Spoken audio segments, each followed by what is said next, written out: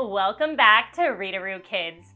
My name is Miss Kristi, and today I have another awesome book to read with you. If you're as excited as I am, be sure to give this video a thumbs up below, and don't forget to click subscribe. That way, every time we post a new story, you and I can read together again right away. All right, today's book is called Hugly's Thanksgiving Parade by Ted Arnold. I just love the Thanksgiving Day Parade. Let's find out how Hugly's goes. Hugly's Thanksgiving Parade by Ted Arnold. Hugly and Grubble looked around. "Yeah," said Grubble, "I don't recognize this place." "Hey," said Hugly, "look down there." The three friends gazed down a side tunnel.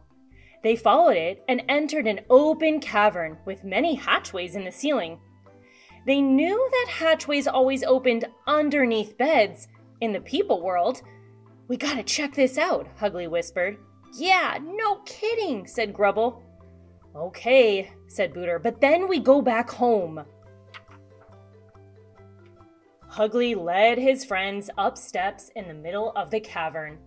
They climbed out from under a bed in a huge room filled with beds.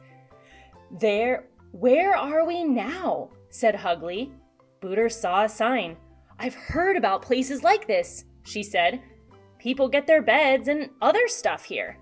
"Tag, you're it, Hugly," yelled Grubble. Hugly chased after both of his friends. They leapt from bed to bed, bouncing and laughing themselves silly. Suddenly, they heard a noise, music, and voices. Hugly hurried to a window. "What's going on out there?" he said. Booter and Grubble hurried over to look. They could see tall buildings. Outside the buildings, crowds of people hurried every which way. Many were dressed to look silly. Others were starting to play music. They looked out the window and look, they saw a really cool parade. "It looks like they're getting ready for a big party," said Hugly. "Yeah," said Grubble, "let's join them." "But we aren't supposed to be seen by people," said Booter. "We might get caught."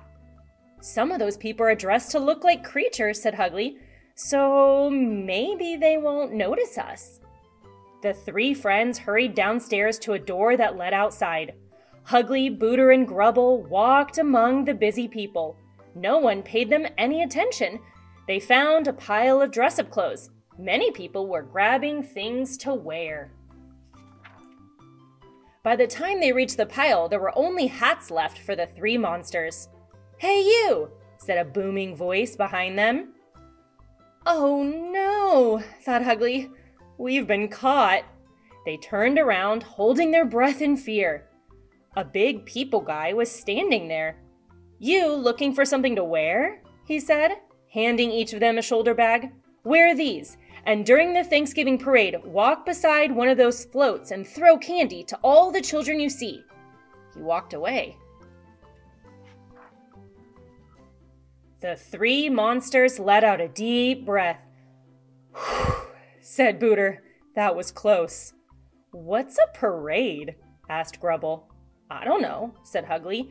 He pointed at a line of decorated vehicles. "Maybe those things make a parade."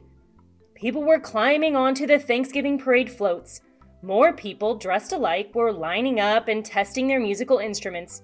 Booter, Grubble, and Hugly walked around, looking at all the wonderful sights. Hugly dropped further and further behind his friends. He gazed at a particularly beautiful float. Suddenly, Hugly realized he was standing alone, in the middle of some kind of colorful, wrinkly stuff. He heard a hissing sound and the stuff started to billow up around him. Hugly tried to run, but he tripped over a rope and fell on his face. Before Hugly could get up, he felt himself being lifted off the ground. Uh-oh, what's happening? "Booter! Grubble! Help!" cried Hugly. But Booter and Grubble couldn't hear him. Hugly went higher and higher.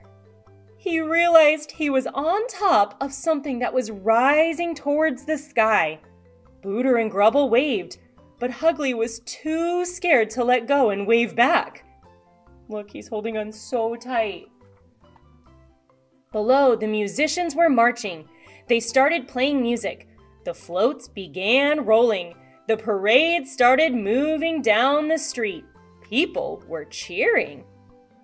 Look at all the floats. That one kind of looks like Hugly. There is a turkey and a dog and a big ship.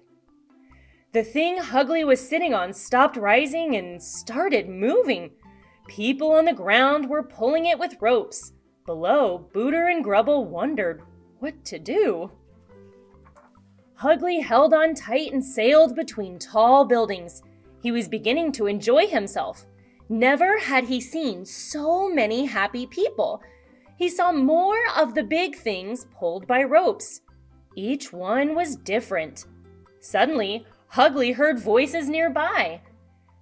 They were people in the windows of all the tall buildings, watching the parade. When they saw Hugly, they waved at him and cheered. Hugly was delighted. Without thinking, he let go and waved back. Just then, a gust of wind blew. It shook the big floating thing. Hugly tried to grab hold again, but it was too late. He started sliding faster and faster. Then he was tumbling through the air. People in the windows and people watching him below all cried, "Oh!" Below, Booter and Grubble had been tossing candy to children, but they were keeping an eye on Hugly. When he fell, they rushed this way and that way, trying to get in position to catch him. Finally, they climbed onto a float to get under Hugly, just in time. He landed in their arms. Whoomp! The float caved in beneath them. The crowds of people cried, "Oh!" The parade stopped, the music stopped, the cheering stopped. Everyone held their breath. Finally, Hugly, Booter, and Grubble struggled out of the hole in the float. They were okay. The crowds of people sighed. Ah! They felt so much better that they were okay. Then everyone cheered louder than ever. They shouted, "Good show! Bravo!" Everyone waved. The monsters waved back. Music started and the floats rolled down the street once again. "Thanksgiving parades are fun," said Hugly. "I agree," said Grubble. "Me too," said Booter. When the parade was over, the three friends dropped what they were wearing and escaped into the building with all the beds. They dived under the bed in the middle of the room.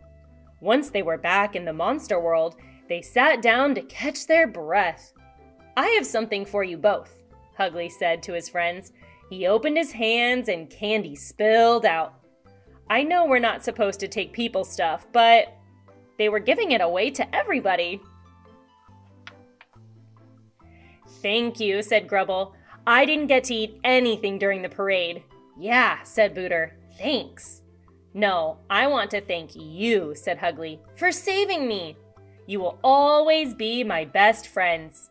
Thank you, thank you, thank you." I loved reading with you today, and I hope that we can read together again soon. Don't forget that if you liked this book, to give it a thumbs up below and click subscribe. That way every time we post a new story, we'll read together again right away. If you'd like activities to go along with these books, you can always head over to readarookids.com. There we do all kinds of fun things like arts and crafts, science experiments. Sometimes we make recipes together or work on our math skills. There's so much fun, so I hope you'll join me over there. If you'd like to see what we're up to every day, you can follow us on all of our social media. Again, I loved reading with you today, and I hope that we can read together again soon. Until then, Readaroo loves you. Have a great day. Bye-bye.